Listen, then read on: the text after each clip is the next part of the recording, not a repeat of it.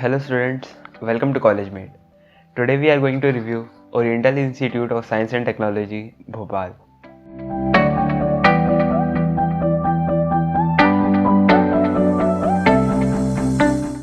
ये कॉलेज 1995 में इस्टेब्लिश हुआ था. इसका जो टोटल कैंपस एरिया है वो 17 एकर्स का है. इसके अंदर इसके दो इंजीनियरिंग के कॉलेज आते हैं, एक मैनेजमेंट का कॉलेज आता है और एक फार्मेसी का कॉलेज आता है.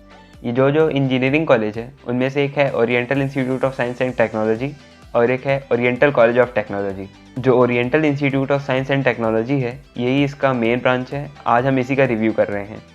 इस कॉलेज की कनेक्टिविटी की बात की जाए तो ये अगर आप फ्लाइट से आते हैं तो इसका जो एयरपोर्ट से डिस्टेंस है वो 21 किलोमीटर्स है, और अगर आप ट्रेन से आते हैं तो भोपाल जंक्शन से आपको 11 किलोमीटर्स पड़ेगा और रानी कमलापति रेलवे स्टेशन से आपको 10 किलोमीटर्स पड़ेगा. अब फ़ीस की बात करें तो CSE जो ब्रांच है उसकी फ़ीस है 1,19,500 और IT, AIML, डाटा साइंस और IT और CSE की जितने भी स्पेशलाइजेशन है उनकी फ़ीस है 1,05,000. और कोर ब्रांचेस की बात की जाए जैसे मैकेनिकल हो गई, सिविल हो गई, इनकी फ़ीस IT, CS और स्पेशलाइजेशन से कम ही है. और अब मोड ऑफ़ एडमिशन की बात करें तो पहले आपको JEE मेंस का एग्ज़ाम देना होगा, फिर उसके बाद आपको MPDT की काउंसलिंग के थ्रू इस कॉलेज में आपको एडमिशन मिलता है. और अब बात की जाए कि ये कॉलेज कौन कौन सी ब्रांच ऑफ़र करता है तो ये कॉलेज आपको computer science engineering, information technology, artificial intelligence, machine learning, data science, computer science and business system. ये जो computer science and business system ये जो ब्रांच है ये टाटा ने डिज़ाइन की है. इसका जो सिलेबस है वो टाटा ने ही डिज़ाइन किया है. और इस ब्रांच का एक बेनिफिट ये है कि जब टाटा कैंपस सिलेक्शन के लिए इस कॉलेज में आता है तो कंप्यूटर साइंस बिजनेस सिस्टम वाले बच्चों को ये पहले प्रेफरेंस देता है. और उसके बाद अगर देखा जाए तो electronics and communication, electrical, mechanical और सिविल ये सब ब्रांचेस ऑफ़र की जाती हैं. अब अगर कट ऑफ की बात करें तो CSE ब्रांच का जो अनरिजर्व कैटेगरी का कट ऑफ गया था वो गया था 2,40,000, EWS का गया था 3,09,000, OBC का गया था 3,76,000, SC कैटेगरी का गया था 8,79,000, ST का गया था 9,02,000. और IT ब्रांच की बात करें तो अनरिजर्व का गया था 4,18,000, EWS का गया था 4,20,000, OBC की बात करें तो गया था 8,13,000, SC की बात करें तो गया था 8,43,000. और अगर आपको और भी ब्रांचेस का कट ऑफ देखना है जैसे सेकेंड राउंड का हो गया, सेकेंड राउंड का अपग्रेड का हो गया और CLC राउंड का हो गया, तो उसके लिए हम आपको डिस्क्रिप्शन बॉक्स में लिंक प्रोवाइड करेंगे. आप उससे PDF डाउनलोड करके चेक कर सकते हैं.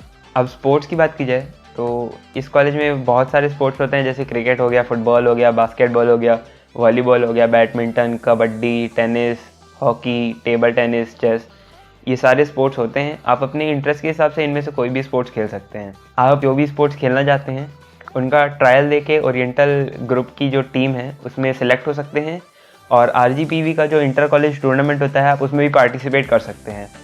और लास्ट में देखा जाए तो इस कॉलेज में NCC भी है. अब प्लेसमेंट की बात कर जाए जो मेन चीज़ है तो ये जो कॉलेज है आपको एवरेज पैकेज प्रोवाइड कराएगा 3.5 से 4.5 लाख का. और इस कॉलेज का अभी तक का जो हाईएस्ट पैकेज गया है वो गया है 17 लाख का. और अगर कंपनीज़ की बात की जाए कि मास रिक्रूटर्स कौन कौन सी आती हैं तो इसमें मास रिक्रूटर्स में TCS आती है, इन्फोसिस आती है, एक्सेंचर आती है, विप्रो आती है, टेक महिंद्रा आती है और कॉग्निजेंट भी आती है. ये सब कंपनीज़ आपको कम पैकेज भी लेकर आएंगी और हाई पैकेज भी लेकर आएंगी. अगर मास रिक्रूटर्स के अलावा देखा जाए तो इसमें बहुत सारी कंपनीज़ हाई पैकेज लेकर भी आती हैं, लेकिन उसके लिए आपको अच्छे से प्रिपरेशन करनी पड़ेगी इंटरव्यूज़ के लिए. अब हॉस्टल की बात करें तो इसमें आपको 59,000 पर ईयर का लगेगा. इसमें आपको हॉस्टल का रूम प्लस मेस रहेगा, पर आपको ट्रिपल शेयरिंग एक रूम में रहना पड़ेगा. अगर आपको डबल शेयरिंग में रहना है तो आपको पड़ेगा 72,000 रुपीज़, जिसमें आपको मेस और डबल शेयरिंग का एक रूम मिलेगा. इस कॉलेज की तरफ से आपको गेस्ट हाउस भी ऑफर होगा जिसका आपको 72,000 रुपीज़ पर ईयर का लगेगा. इसमें 2 रूम्स रहेंगे, एक किचन रहेगा, एक वॉशरूम रहेगा. इन 2 रूम्स में 3-3 लोग रहेंगे और मतलब टोटल 6 लोगों के बीच में आपको एक वॉशरूम रहेगा. गेस्ट हाउस में ये थोड़ी सी दिक्कत है. अब मेस के खाने की बात की जाए तो मेस का खाना बहुत अच्छा नहीं है. जैसा कि हमने बहुत से स्टूडेंट से पता किया जो कि हॉस्टल में रह रहे थे, उन्होंने बताया कि मेस का खाना इतना अच्छा नहीं है पर खाने लायक है. अब प्रोज एंड कॉन्स की बात करें तो जो अपना ओरिएंटल इंस्टीट्यूट है ये बहुत ही पुराना और रेप्यूटेड इंजीनियरिंग कॉलेज है अपने भोपाल का. और देखा जाए तो इस कॉलेज का इंफ्रास्ट्रक्चर आपको डिसेंट मिलेगा. और देखा जाए तो ये जो ओरिएंटल इंस्टीट्यूट है ये लिमिटेड बच्चों को ही इंटेक करते हैं क्योंकि इसके जो टोटल कैंपस है इसमें केवल इसके 2 इंस्टीट्यूट्स हैं। जैसा कि और कॉलेज का देखा जाए, जैसे जो भोपाल में है, तो उनके एक कैंपस में इनके 3 से 4 इंजीनियरिंग कॉलेज होते हैं। इससे आपको एक बेनिफिट और है कि जब आपका प्लेसमेंट्स आएंगे तो इसका आपका कंपटीशन कम रहेगा क्योंकि बच्चे लिमिटेड ही रहेंगे। अब मैनेजमेंट की बात देखा जाए तो इस कॉलेज का मैनेजमेंट भी अच्छा है। अब कॉन्स की बात करें तो जो टीचर्स हैं वो अपना कॉलेज फ्रीक्वेंटली चेंज करते रहते हैं, और जैसे सभी प्राइवेट कॉलेजेस की तरह इसमें भी आपको 75% अटेंडेंस इज़ मैंडेटरी। और इस कॉलेज का सबसे बड़ा जो कॉन है वो देखा जाए तो बस फीस आपको कंपलसरी देनी ही देनी है, जो कि नहीं होनी चाहिए थी।